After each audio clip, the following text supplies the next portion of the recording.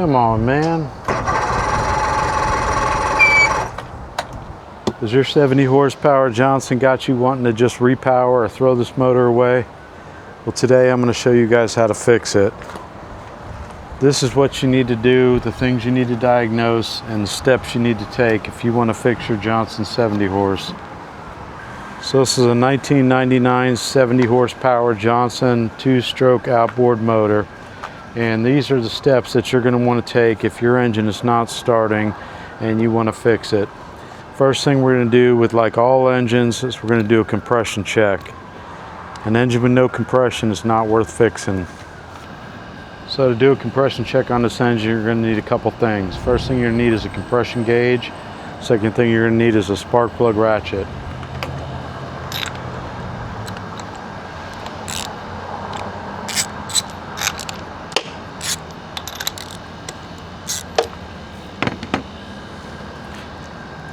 So undo and remove all three of the spark plugs on your engine. Take a look at the spark plugs while they're out. Check them if they're real fouled, if they've got metal shavings on them. Take a look at them because they'll tell you a lot of the story. Take a compression gauge, you're going to screw it in each hole one at a time. Make sure you got good seals on it and a decent gauge. Now I also use a spark tester so that I can ground my ignition out, because an ungrounded ignition system can find a ground somewhere, and that's not always a good thing. Plus, we're going to want to check spark on this engine as well. The three main things you're going to want on any engine to run properly are going to be fuel, compression, and spark. As long as you have these three things, you got an engine that's going to start up. I'm going to use a jumper button to jump it. You can turn it at the key, or you can use a test harness like I use a lot of times. But right now I'm just going to use a test button. So we're checking compression. The key is off at the moment. Okay, we got about 130 pounds on cylinder one. Key thing you're looking for is even compression numbers. You want them to be within 10%, preferably over 100. As long as you have pretty even numbers on all three, you should be good to go. Cylinder number 2. 130 pounds of compression. Now, as long as this bottom cylinder hits around 130, we're good to go. You just don't want to see it hit 30 pounds. That is an engine that needs rebuilt or it's not worth working on.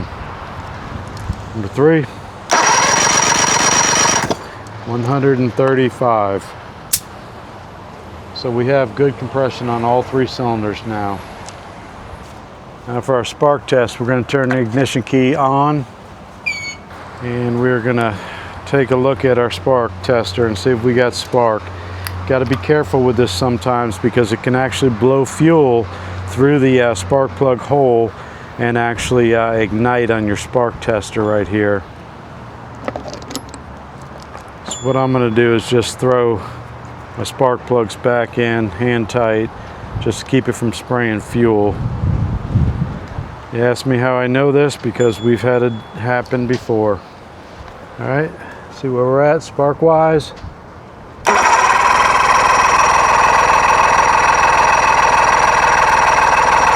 Looks like we got good spark on 3 cylinders. Okay, so we got good compression in this engine. We've got good fire on all 3 holes. So this is telling me that this engine is not firing, most likely due to a fuel-related issue. He's got a new filter on here, and he said he had brand new gas in it. And just looking in this filter alone, I don't see a lot of contaminants or water or cloudiness. Gas actually looks pretty good. So most likely we're going to need to clean the carburetors on this engine. So let's go ahead and tighten our plugs back down. And what we're going to need to remove these carburetors are first a 1/4 inch nut driver, so that we can pull this air box off the front. Most likely behind it will be 3/8 bolts holding the back side of this air box on, and then we got 1/2 inch bolts holding our carburetors on, and linkages and zip ties holding our fuel lines on. So I'm going to gather some tools and see if we can start removing these carbs. I'm pretty good at forgetting things, so I may need more than what I have in my hands, but I believe this should do it. All right. First, the 1/4-inch bolts that I was talking about.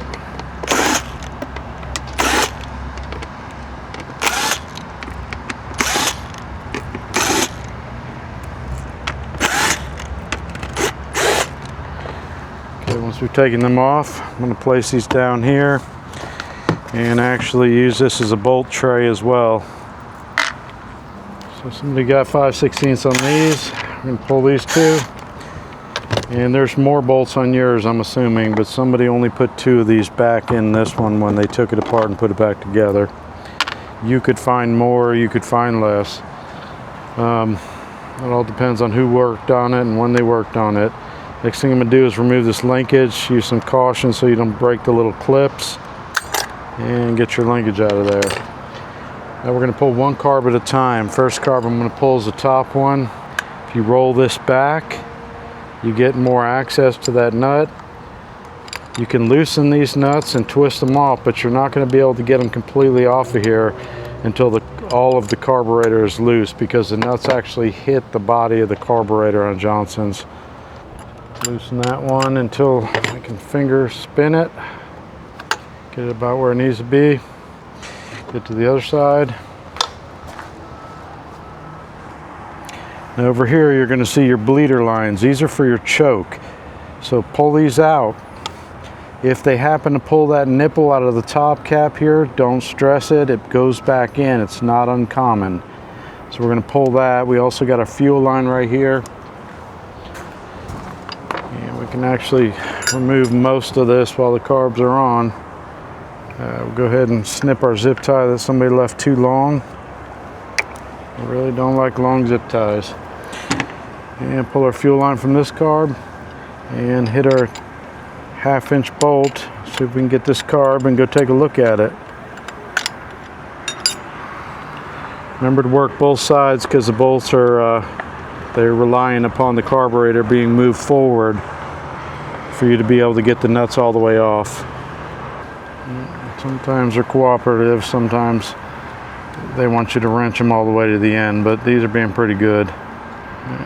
Pull it forward. See, the nut actually hangs on the bolt right there, and my carb is actually already loose. So it means I'm going to have to loosen the other side more to get more play to be able to remove this. Keep an eye on them so your bolts don't fall in the cowling. Sometimes they can drop down in here and be real hard to find. There's my first one. And second one. Okay, so once you've removed those items, the carb is in your hands, ready to roll, to go take apart on the bench, see what's going on inside. First thing I like to do is dump the carbs to drain any excessive fuel. These don't really have any in them. It actually has a bowl screw off because the customer's working on it. And so this is his stuff right here. He has, looks like he's got some more of the bolts for the air box, and 2 drain screws for the carburetors. They've got O-rings on them, so I'm going to put that in there so we know to put it together inside. I'm going to grab a Phillips impact driver and start pulling some of these bolts.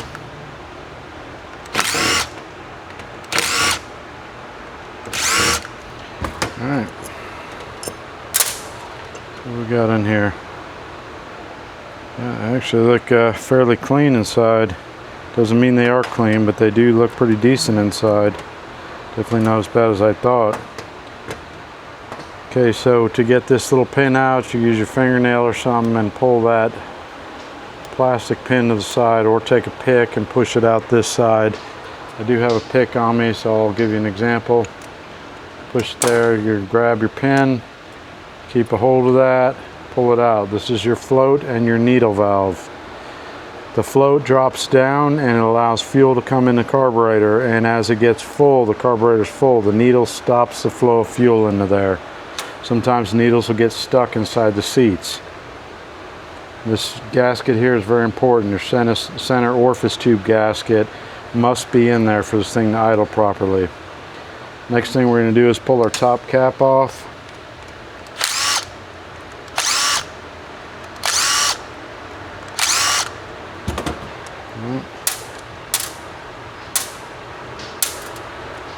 Don't worry too much about mixing these screws up. They're very self-explanatory. I usually group them though, so it keeps my productivity up. Okay, so in here we have a jet. This is the top plate. You want to look at it closely, make sure you don't have any cracks or problems in it. That stuff's in good order. You move on. We got our air mixture screw now. I personally like to set my air mixture screw on these carburetors between 1.5 and 2 turns for initial, and adjust them as needed when I'm done. So let's just count and see where they were at. This is a good practice too for people. If your engine was running good and you just want to clean the carbs, you can count how many turns you had. Let's see, there's half, 1, 1.5, 2, 2.5, 3, 3.5, 4. Okay, so they had a little over 4 turns on these, which may have been the correct adjustment for these. The ones with the plastic caps on the top sometimes like a little more air adjustments than others. But we'll determine that once I put them back together. Should be a base adjustment somewhere in a book. But okay, so our carb is dismantled. Pull our drain screw back out. And inside of here we should have a jet. So what I'm going to do is put these in the ultrasonic and let it do its magic. You don't need an ultrasonic cleaner to clean these carburetors. These are very simple carburetors. You can spray them off with carb cleaner, rinse them down, and blow them out manually. But I have an ultrasonic, so I'm going to put them in there.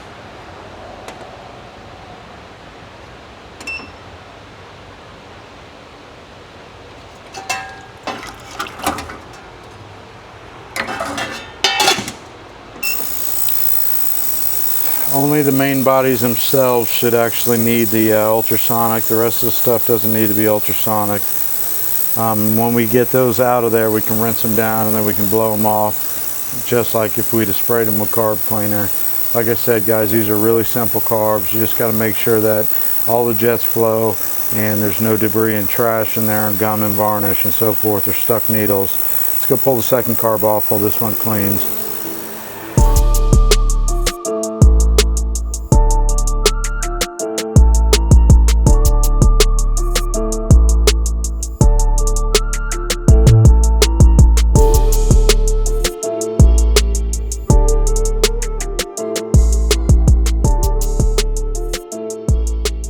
He has also left the drain screw out of the second carb as well.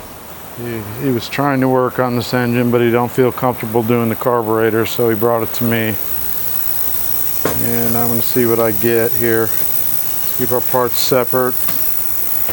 Pull our bowl.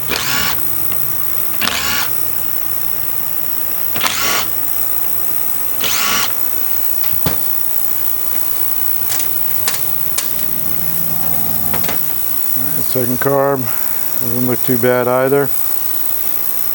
Pull our drain screw out. Same deal. Going to pull our float. Make sure you keep your parts together. Top cap.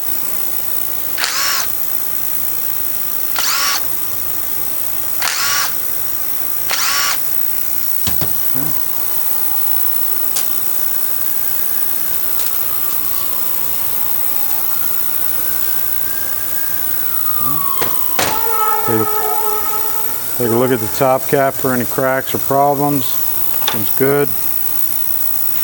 And we're going to count this air mixture screw too, just to get an idea what he was experiencing, because this is the first time I've touched this engine. Half, 1, half, 2, 2.5, 3, 3.5, 4, hair over.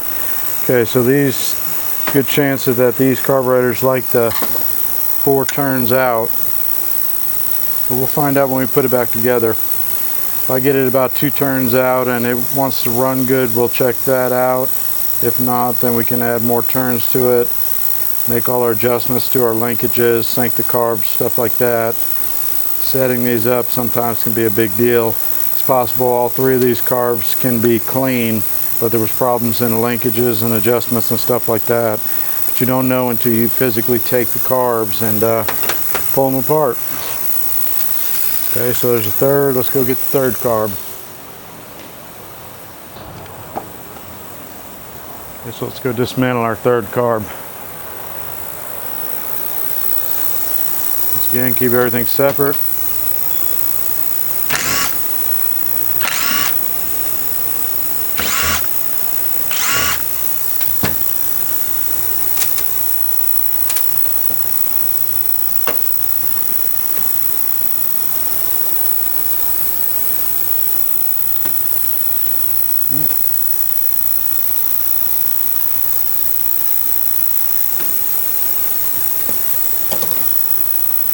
Pull your pin, move your float, base gasket, pole gasket, at the top.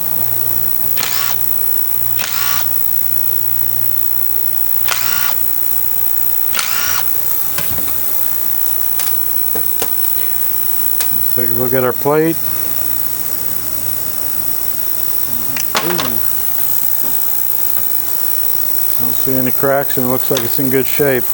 One thing I'm not seeing on these carbs is the actual base gasket to the intake. So I'm going to pull this air mixture screw out, and I'm going to go take a look on their intake itself, make sure they're still on there. So we're cleaning these carbs today. We're probably not going to buy kits. All these gaskets feel nice and pliable. The rubber gaskets are reusable. You know, as long as there's nothing torn or super dry or any problems, there's really not a problem with reusing these gaskets. It's nice to put all new gaskets, new floats, new needles and seats. That's a very good practice to try to do a set of carburetors very nice. Here we're going to clean these carbs though. I don't have any problem reusing this stuff because it's in good shape. Alright, so all of our base gaskets are still on the intake manifold. They look like they're in very nice condition as well. I guess our biggest problem right now is finding that darn drain screw. Wherever you dropped it or lost it, we're getting a new one. So let's pick up my tools and go inside and clean up these carburetors. Right, so let's check on our first carb.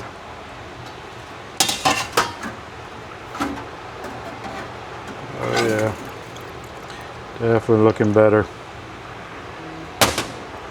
Pull out of here and go rinse them off. Okay, so now let's put our second carburetor in there.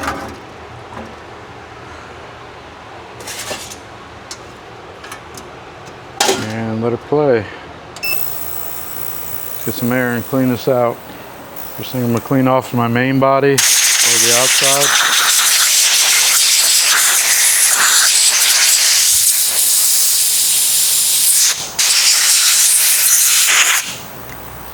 Open the door and blow air through the center.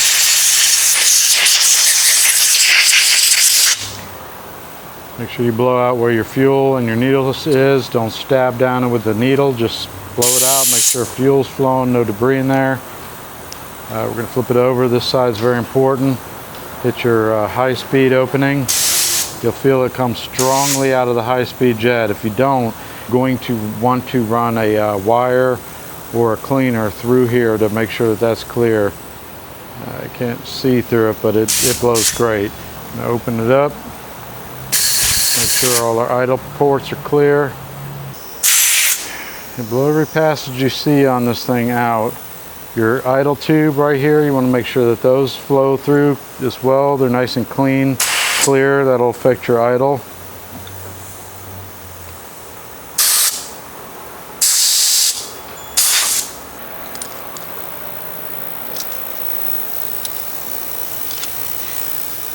For cleaning my passages, I like to use torch tip cleaners. They usually have a wire that'll fit your needs. And you've got holes right here in your passages. I'm going to make sure those are clear. These are not going to pass all the way through because you have your high-speed tube in the middle. Make sure they're not clogged right at the source. Okay, and our high-speed tube. You see I'm coming out through the top there, so we're nice and clear on that one. Right here in the top we've got our ports for our air mixture. Make sure those are going through. If you shine the light in here, it's a lot easier to see, but unfortunately flashlight and my drop light are both dead at the same time. Pretty unusual, but it happens. So make sure those are clear as well. Blow through, should be able to feel and blow air through there. Okay, all good. So that should be about all the passages on this throttle body. And the bowl itself, let's dry it off.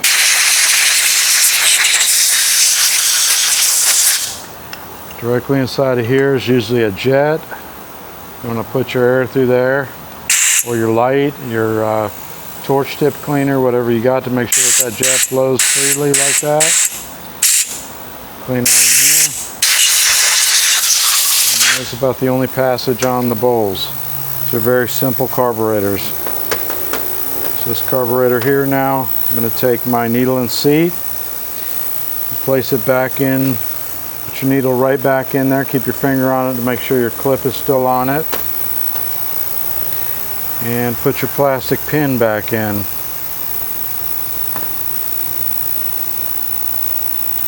So make sure you line it up good. It can be a little tricky sometimes, but you'll know when you get it in there, it'll be in. Look at your float levels. Okay, float levels on these are actually a little bit low. A lot of times people like them level. I like them just a hair up on this side. I call it 60%, where it's just a hair elevated, almost perfectly flat, but a little bit higher on this side. That way I can make sure that my carbs are not going to flood out when I'm running the engine, and they're still low enough for me to get plenty of fuel in there under hard acceleration. So now I got that. Do not forget the center round gasket that goes over your orifice tube. Put that down there. You take the bowl, press it in, and we're going to put our bowl screws back on. I don't impact them down, I just run them down lightly to save some time.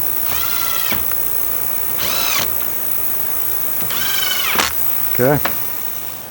Then you're going to want to take a Phillips head screwdriver and snug them up. You want them tight, but you don't need to make them lightning hard. You want to snug them up. After they're good and snug, we're going to go back to our top plate. And if you're going to reuse these gaskets, if they're dirty, just give them a little wipe down.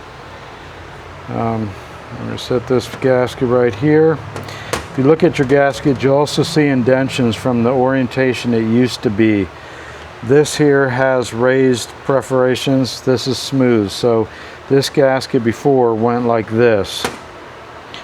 And that's how this gasket's going to go again. Before we put this on, we're going to need to blow this out. Make sure that your ports pass through and you got no issues. So this port right here is where your bleeder went for your choke solenoid. This one right here is an air jet. So you're going to want to make sure that that blows through well as this. Other than just giving it a quick blow off, that's the only two passages in this one. So we're going to set it back down, put our top bolts in. This is a plastic plate, so use caution when you're torquing this down not to crack it. Okay, I'm going to use my impact lightly just to seat them, not to tighten them.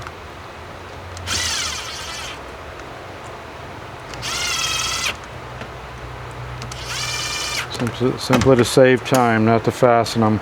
So I like to use an X pattern. I'll snug this one down, come over here, snug this one over here, and then snug this one.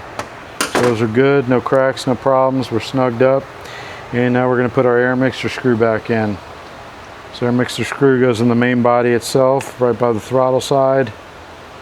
And we're going to lightly seat it down to the bottom.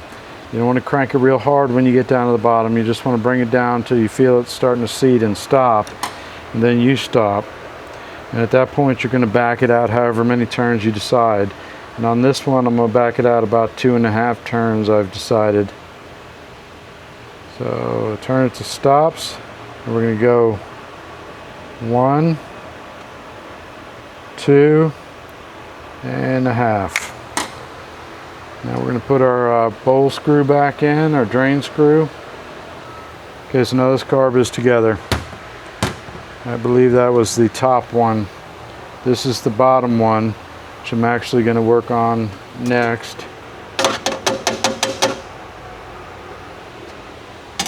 After we pull these two out of the ultrasonic.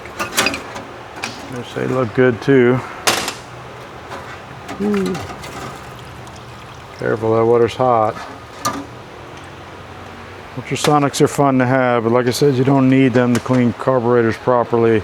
Simple can of carbon choke cleaner, some torch tip cleaners, rinse them off with water. Just do your best. Compressed air is kind of a must in my opinion, but if you don't have that, there's other ways as well.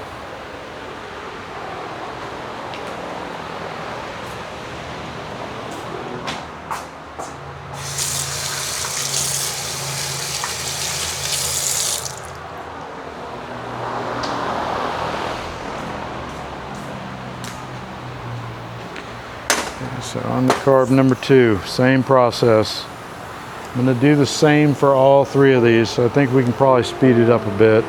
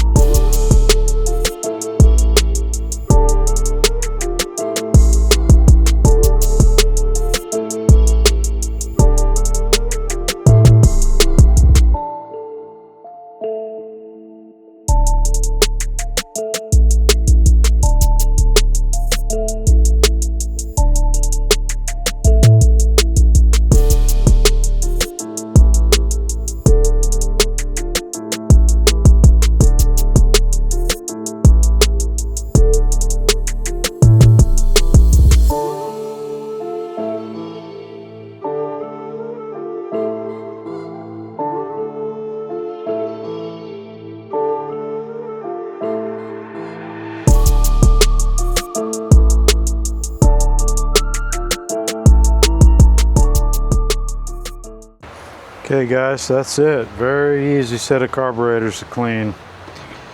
Yeah, not a lot of tricks or problems with them or anything that you're going to really have to look out for. They're pretty straightforward. Same with the 50, 60 horse. It's an old school simple carburation system.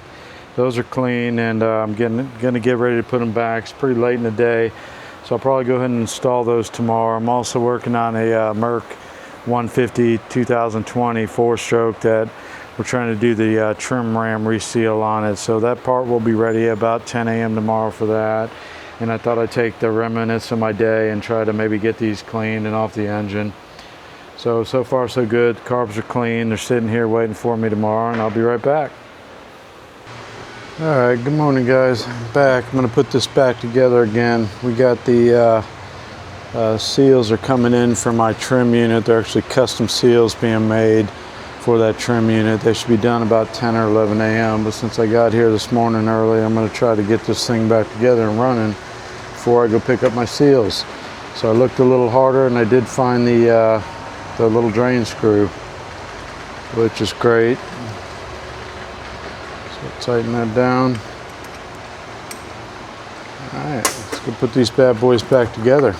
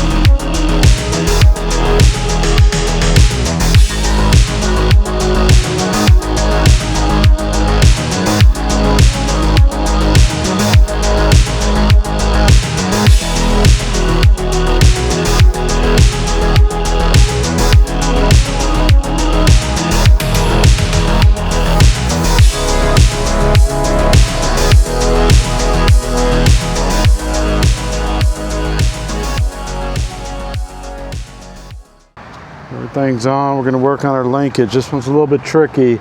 This linkage here, it has a groove side down here. It angles over straight here. This groove is going to go right here where this primer solenoid is, so I can clear it when it goes up and down.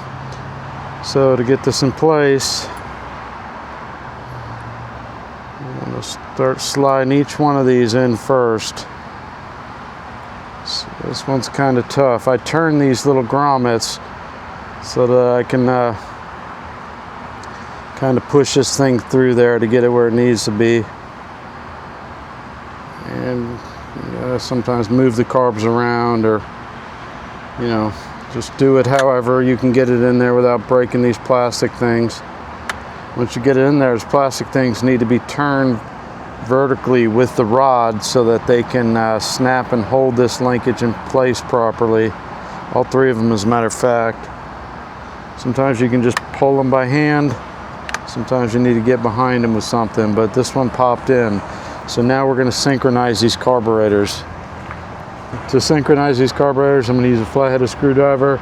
You're going to want to loosen all three screws and make sure this throttle cam isn't being pressed by this. Job in synchronizing carburetors is to basically make sure that they're all closed evenly and they all open evenly.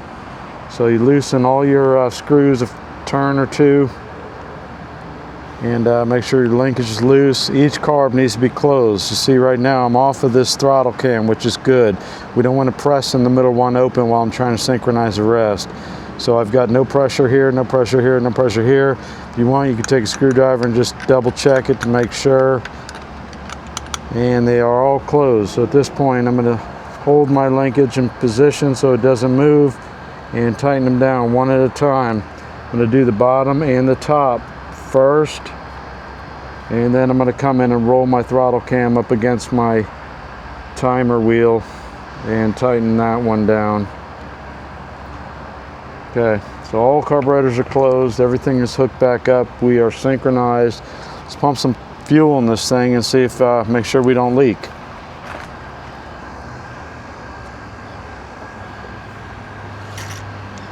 And we leak right away.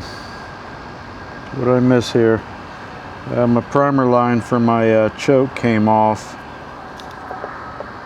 Must have got knocked off during the process. Okay, it's back on. Let's prime it up. Okay, I don't see nothing leaking. I see gas moving through the fuel filter. And we're going to fill these carburetors up and make sure that they're not flooding over. Alright, they look pretty good to me. Let's get some water on this puppy and see if she runs. So I'm not going to put my air box or anything back on yet until I know she's running good and she's adjusted, and then I'll button it up, and then we'll try it again after that. Alright, what kind of luck we got? I wanted to start.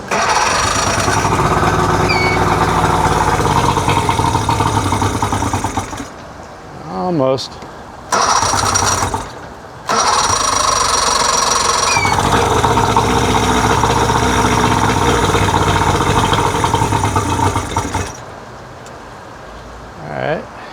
So we'll turn these air mixtures out another turn, see if it makes a difference. Remember, we're at 2 turns right now, I think 2.5. So we're going to turn each one more. There's 3.5.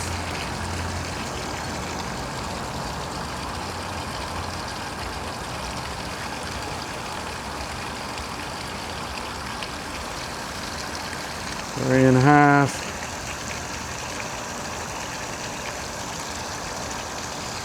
And 3.5. See if that made a difference.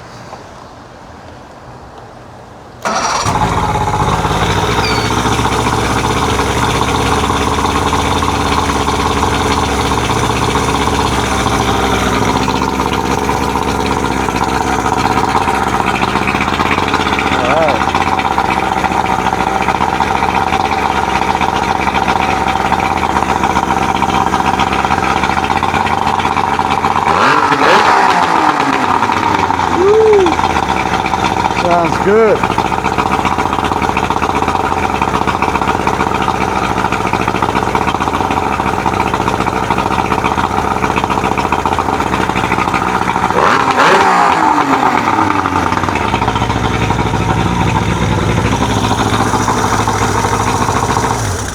that sounds pretty good. Let's try it again.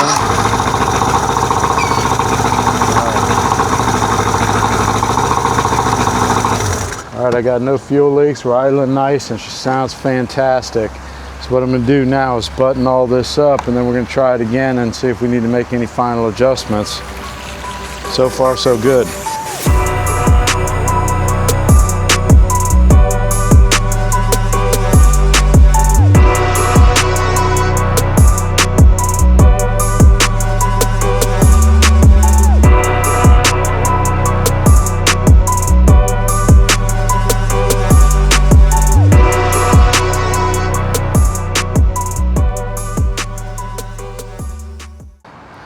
Okay, so we're all buttoned back up.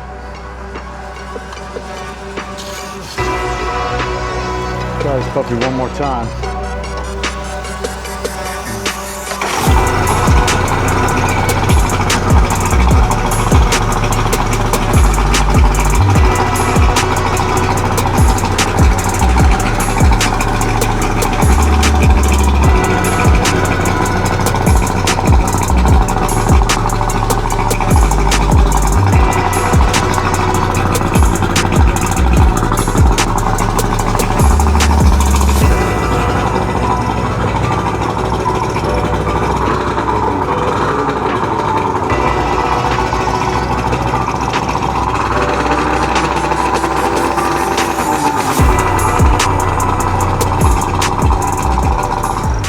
I like it.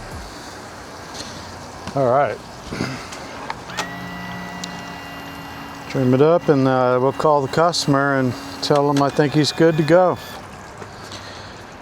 Thank you guys so much for watching. If you guys like boat repair videos, please like and subscribe to my channel. It's free, it's easy, and helps me out a lot. Small channel, still growing, and I greatly appreciate the support you guys offer. Thank you again so much, and have a wonderful day.